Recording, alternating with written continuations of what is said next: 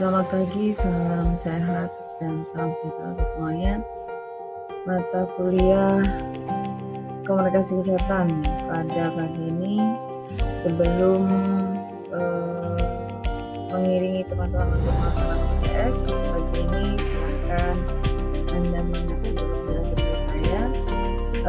Sesi yang ke-8 tentang komunikasi intrapribadi atau intrapersonal dan antarpersonal kelompok, publik, organisasi, dan massa. Singkat saja tentang materi ini, karena sangat mudah juga ketika kita bisa memahami dan kita bisa konversikan dengan kegiatan ataupun hal-hal yang terkait dengan bidang kesehatan. Teori dasarnya dulu tentang komunikasi intrapribadi atau intrapersonal, yaitu komunikasi dengan diri sendiri. Namanya berpikir ya, kemudian berbicara dalam hati. Komunikasi ini merupakan landasan komunikasi antar pribadi. Jadi tetap ketika kita berkomunikasi antar personal, komunikasi intrapribadi ini akan tetap berjalan.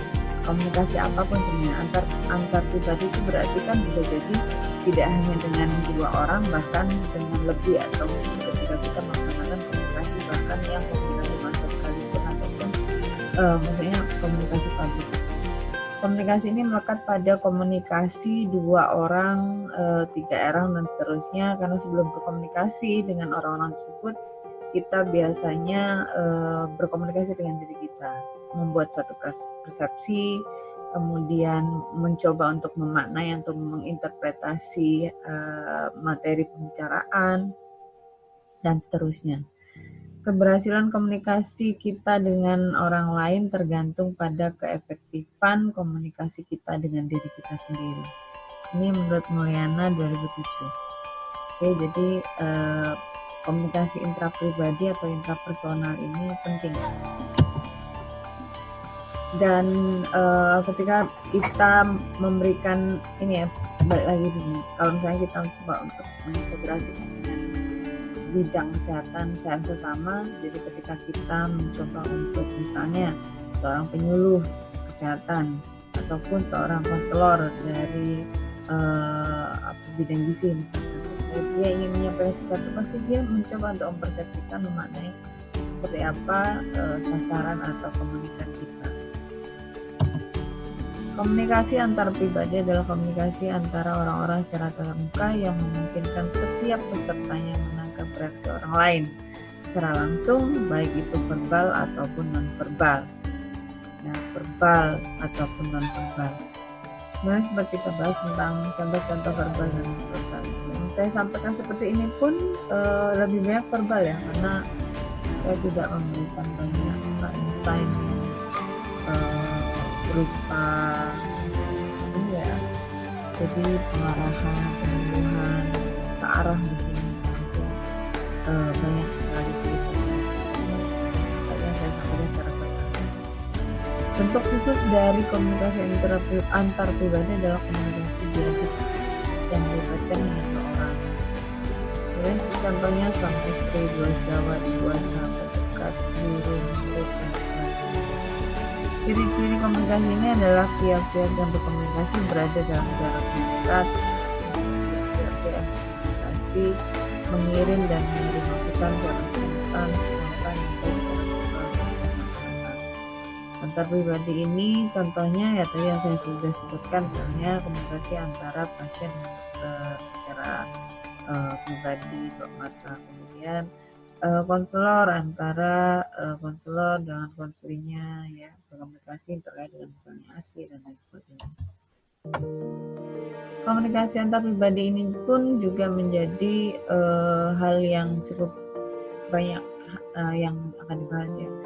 Saya keberhasilan komunikasi menjadi tanggung jawab para peserta. Kedekatan hubungan antar pihak ini juga akan ini menjadi hal yang menjadi sesuatu yang mempengaruhi ya. Misalnya ketika ada nonverbal, misalnya ketika kita periksa ke dokter ataupun melakukan konseling, tatap mata yang ekspresif ya, kemudian jarak fisik itu pun juga akan menjadi hal yang menjadi pengaruh terhadap keberhasilan dari komunikasi antar pribadi sendiri. Kemudian ini juga ada contohnya komunikasi suami istri yang mungkin didominasi oleh salah satu pihak, yang dosen dan mahasiswa, sangat didominasi dengan dosen, misalnya komunikasi atasan bawahan. Komunikasi antar pribadi ini sangat potensial untuk mempengaruhi orang lain karena kita dapat menggunakan indera, semua indera, tertinggi, persuasi, daya bujuk.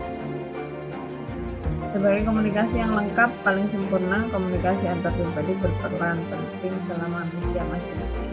Jadi kita memaksimalkan emosi.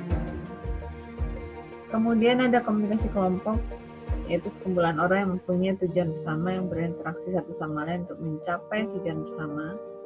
Ada saling ketergantungan satu sama lain, memandang mereka sebagai bagian dari kelompok. Meskipun setiap anggota itu punya peran yang berbeda, contohnya keluarga, kawan-kawan terdekat, ya pasti kan di dalam kelas masing-masing teman juga punya geng-geng seperti masing-masing punya kesamaan, dan kemudian ada juga kelompok diskusi mencoba untuk berkomunikasi di sana dan lain sebagainya. Sama halnya ketika kita turun ke lapangan, ada banyak sekali kelompok-kelompok masyarakat yang pada akhirnya di situ ketika kita bisa mengetahui kelompok yang seperti apa yang kita hadapi dalam masyarakat itu, kita bisa mengolah komunikasi kita sebaiknya seperti apa.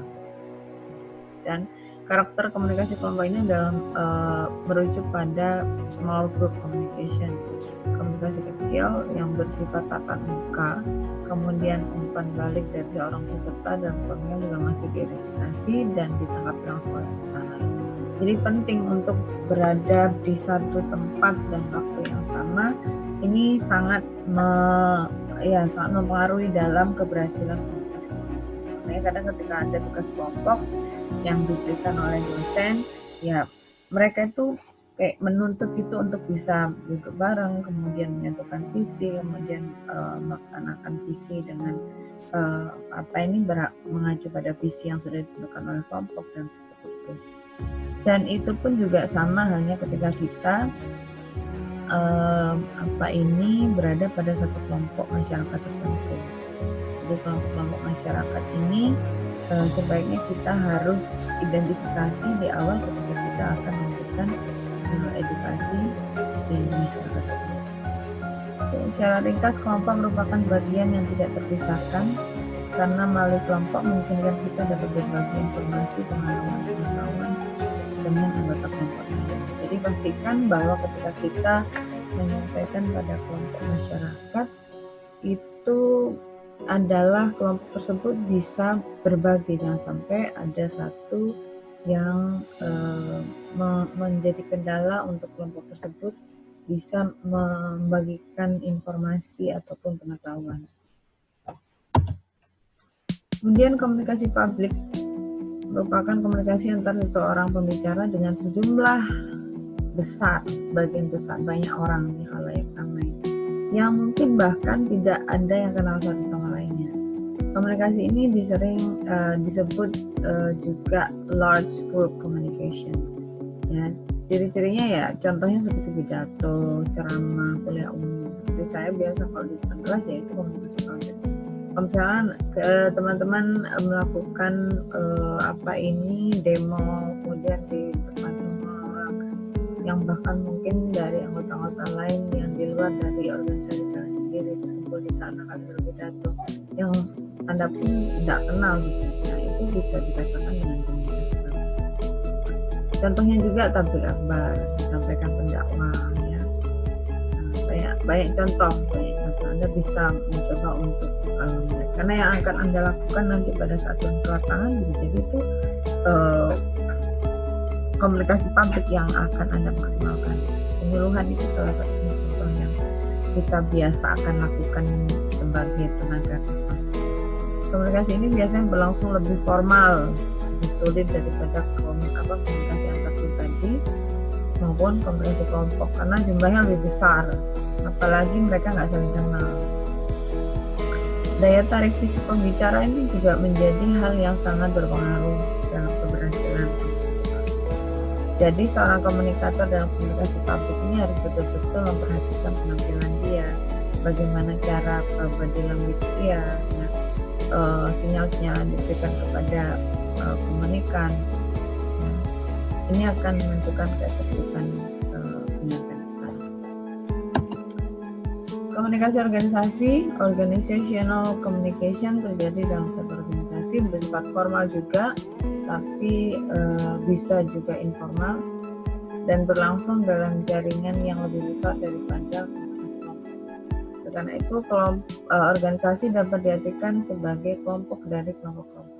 Nah, kalau organisasi itu lebih terstruktur biasanya, jadi lebih teratur daripada kelompok karena ada strukturisasi, lebih terstruktur. Jadi ada ketua, kemudian ada calon bendahara, ada kegiatan-kegiatan yang lain, bidang-bidang yang lain, kepala juga di dalamnya, dan jelas kegiatannya apa.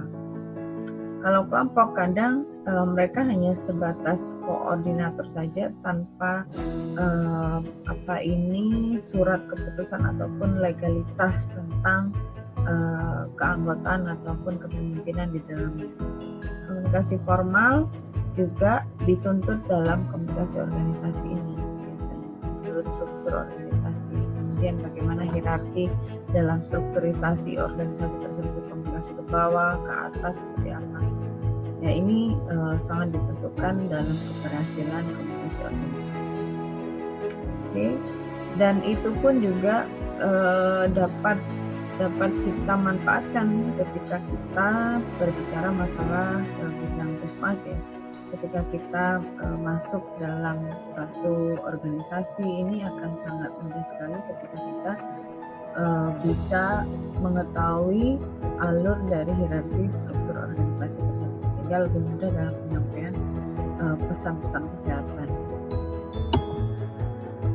Komunikasi massa, last but not least ya, adalah komunikasi yang menggunakan media massa, mau cetak ataupun elektronik ya, mau yang berbiaya mahal ataupun yang bahkan gratis sekalipun, yang dikelola oleh suatu lembaga yang ditujukan kepada jumlah besar orang terbesar di banyak tempat, anonim mungkin. Intinya bahwa kalau komunikasi massa ini disampaikan melalui mass media, karena massa yang dimaksudkan di sini ini bukan hanya orang yang terlihat di depan mata kita, tapi di seluruh belahan dunia ini pun bisa mendapatkan pesan yang kita sampaikan, sehingga kita membutuhkan media untuk menyampaikan pesan ini kepada massa ya. Jadi we need mass media. Kita butuh hal-hal yang bersifat menyampaikan pesan melalui media, jurnalisme ya, berita-berita yang disampaikan oleh media cetak dan lain sebagainya. Di sini pesan-pesannya bersifat umum, disampaikan secara cepat, serentak dan selintas, khusus media elektronik. Ini pesan dari media elektronik dapat kembali disimak melalui video di YouTube.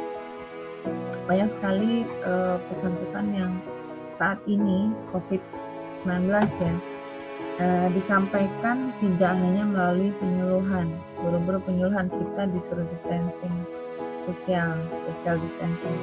Jadi hanya mass media yang memang cukup efektif dalam hal COVID-19 ini. Banyak sekali media massa yang sangat membantu dalam menyampaikan pesan. Hanya saja memang untuk pada momen-momen yang memang sangat krusial ini, kita pun juga harus waspada terhadap berita-berita hoax, sehingga yang nantinya akan dapat menyesatkan untuk kita semua. Jadi komunikasi massa ini juga harus aware terhadap sumber-sumber dari informasi yang sudah kita dapatkan atau yang akan didapatkan ya. Di sini banyak sekali tulisan yang menggunakan acuan dari kurang lebih isinya konten dari yang disampaikan ini masuk dalam apa yang dimaksudkan dengan komunikasi, jenis dari komunikasi. Jadi saya rasa itu dulu. Ini this is the last one. Saya rasa cukup singkat dan tidak terlalu berbelit. Anda bisa memberikan pengayaan dengan mencari contoh-contoh yang ada dalam praktek di lapangan. Kemudian untuk hari ini siapkan untuk UTS yang bisa Anda lakukan pada jam 13. Saya rasa cukup sekian. Terima kasih. Mohon maaf. Wassalamualaikum warahmatullahi wabarakatuh.